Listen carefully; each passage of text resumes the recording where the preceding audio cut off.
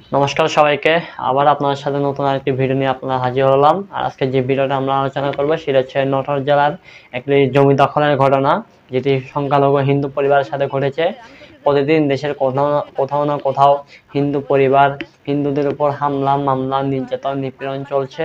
এই নিয়ে বাংলাদেশ প্রশাসন এমন কোনো রকম তাদের মুখ থেকে কোনো রকম বক্তব্য বা তাদের কোনো রকম এরকম আমরা সাপোর্ট আমরা পাচ্ছি না, যার জন্য আমরা খুবই মর্মাহত এই ধরনের আচরণে।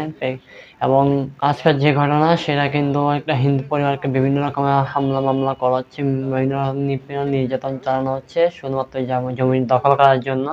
ঘটনাটি ঘটেছে নটর জেলার সিংড়া উপজেলায় একটা হিন্দু পরিবারের সাথে। যে এই ঘটনাটি ঘটাচ্ছে সে তার বড় ভাই ছিল আওয়ামী লীগের সাবেক চেয়ারম্যান।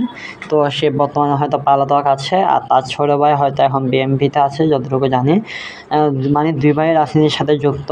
এখন তার ছোট ভাই আমাদের এই জমি দখল করার জন্য অপচেষ্টা চালাচ্ছে বর্তমানে। এখনো হয়তো সে এলাকায় আছে। তো সে আবারও চাইতেছে এখন হিন্দু পরিবারের উপর হামলা করতেছে, বিভিন্ন রকমের নির্যাতন করতেছে, নিপীড়ন নির্যাতন চালাচ্ছে তাদের যে ভূমিটা সেটা দখল করার জন্য, এবং টাকা মানে চাইতেছে। এই ধরনের কিছু আমরা অভিযোগ পেলাম। এবং আপনারা বাকিরা ভিডিওর মধ্যে দেখতে পাবেন একটু পরে কি পরিমাণ নির্যাতন চালাচ্ছে। দেখেন ওই নির্যাতন চালাচ্ছে সেটা হয়তো আপনারা তাদের কথাগুলো শুনলেই বুঝতে পারবেন। কেননা দেখেন একটা পরিবারের উপর কতটুকু নির্যাতন চালালে সে মানে সাংবাদিকের সাথে কথা বলার সময় পর্যন্ত সে কান্না করে দেয়। তার চোখে মুখে কান্নার যে ভয়ের যে ছাপ সেটা কিন্তু এখানে ফুটে উঠতেছে। সেটা নিয়ে আপনারা নিজেরাই ভিডিওটা বিস্তারিত দেখেন। এমন হুমকি দিচ্ছে যে আমি কইছি যে সিঙ্গাপুর থেকে টাকা আনছে, সেই গরম আমাকে বলে কইছে যে বলিচ্ছে যে হলে কি কইলে 5 লাখ টাকা লাগুক পয়সা থানা আমি কিনে নিস, থানা আমার। মানে আসলে এই যে আপনাদের পরিবার আপনাদের কিভাবে মারধর যারা করছে, আসলে মূলত তারা কিসের প্রভাবে তারা আপনাদের কিভাবে মারধর করছে? তারা কি করতো? রাজনীতি করতো। তার বড় ভাই ছিল আওয়ামী লীগের চেয়ারম্যান, আওয়ামী লীগ তারপরে বিএনপি করে নজরুল চেয়ারম্যান তার ভাই। এই যখন আওয়ামী লীগের প্রভাবে তারা এগুলো করতে। প্রশাসনের দাবিটা কি থাকবে আপনাদের? আপনার মারধর করতে এর ন্যায্য বিচার সরকারের কাছে। দর্শক, আপনারা শুনছিলেন যে মূলত আসলে কান্না বিজড়িত কণ্ঠে আমরা দেখছি। বলেন। আমরা বাংলাদেশ প্রশাসনকে বলতে চাই, আপনারা দ্রুত বাংলাদেশের হিন্দুদের সংখ্যালঘুদের নিরাপত্তা নিশ্চিত করুন।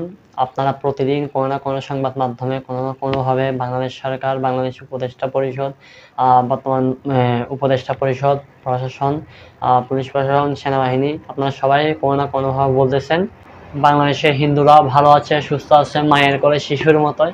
কিন্তু দুঃখের বিষয় এগুলা আসলে বলার মতো না। প্রতিদিন কোনো না কোনো জায়গায়, কোনো না কোনো এলাকায়, উপজেলায়, জেলা উপজেলায়, গ্রামে গঞ্জে কোনো না কোনো জায়গায় হিন্দু নির্যাতন হচ্ছে, হিন্দুদের উপর অত্যাচার, নিপীড়ন, নির্যাতন চালানো হচ্ছে।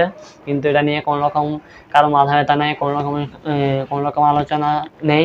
আর তার চেয়ে বড় দুঃখের বিষয় হচ্ছে বাংলাদেশের যে প্রথম সারির গণমাধ্যম বা নিচের সারির যে গণমাধ্যমগুলো, সেই গণমাধ্যমগুলো একদম নিশ্চুপ হিন্দুদের বেলায়, হিন্দুদের অধিকার আদায়ে, হিন্দুদের কথা বলা, হিন্দুর উপর যে নির্যাতনগুলো হচ্ছে সেগুলো তারা কোনো রকম তুলে ধরতেছে না।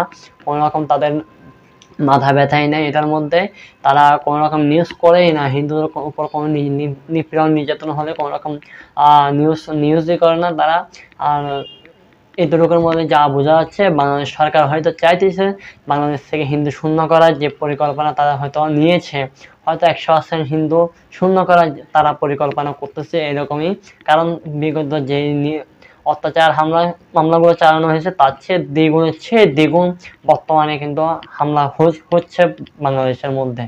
কিন্তু এটা নিয়ে বাংলাদেশ সরকার কি বলে বাংলাদেশে হিন্দুরা, সংখ্যালঘুরা মায়ের কোলে শিশুর মতো আছে, সংখ্যালঘুরা নিরাপদে আছে, তাদের কোনো সমস্যা নেই, তাদের কোনো ইয়ে নেই। মানে বিভিন্ন রকমের এরকম নিউজের মধ্যে বলে, যা আমরা আসলে মানে নিতে পারি না। এগুলো দেখার পর কিন্তু খুবই রাগ চলে আসে বাংলাদেশ সরকারের উপর, বাংলাদেশ প্রশাসনের উপর, যা তীব্র নিন্দা এবং প্রতিবাদ আমরা জানাই। আজকের জন্য এতটুকুই ছিল। আপনারা অবশ্যই যে যার জায়গা থেকে প্রতিবাদ করেন। হিন্দুদের অধিকারের জন্য, জাতিগত অধিকারের জন্য, নৈতিক অধিকারের জন্য, সংখ্যালঘুদের অধিকারের জন্য কথা বলেন। চুপ করে থাকবেন না, আর অনেক হয়েছে চুপ করে থাকা। কথা বলেন, লড়েন, লড়াই করেন, বাঁচতে হলে লড়াই করে বাঁচতে হবে। নমস্কার সবাইকে।